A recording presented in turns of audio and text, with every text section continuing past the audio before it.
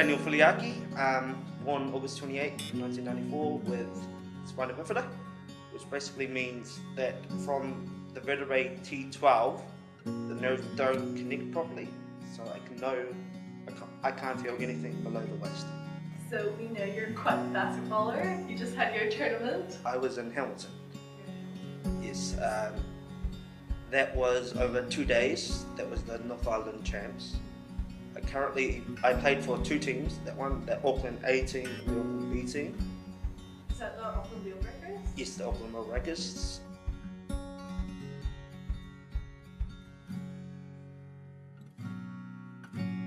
I'm Jenny Fisher.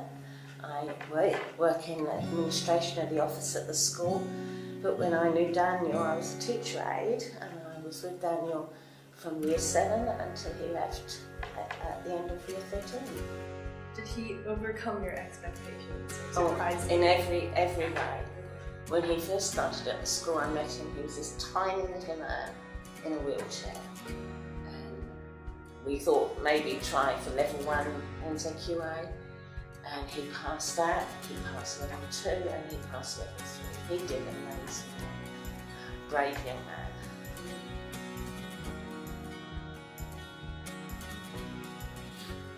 Can I ask, how and when did you discover that Daniel had spina bifida?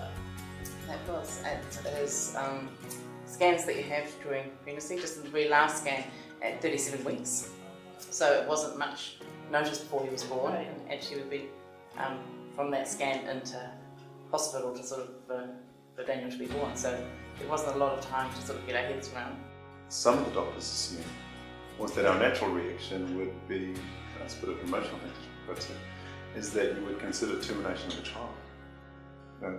That comes down to a personal position around our life. And, what the measure of someone's life being worthwhile is. That's right. And I think that he's been a good role model to his brothers and his sister in terms of having those challenges and just keep on them and on them and on them. And sometimes, when his siblings or his cousins moan and groan about something, I think they look at Daniel and they think, oh, I feel a bit silly, Hang on. Moaning about, these really little things where Daniel's, rising to really big challenges. Actually, I got into basketball after high school because they wouldn't let me play. Even in PE, they would just say, you can be the ref. I've always liked basketball, even when I was young. My first word was ball.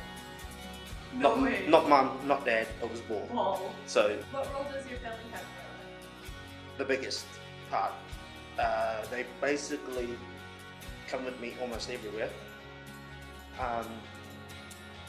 My parents they support me every single part of my life. I go to uni by myself, but that's pretty much it.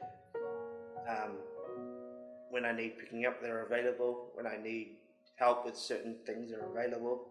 For me, it was basically just keeping a positive view and just focus on what you can do, and don't let the things that you or somebody else says you can't do.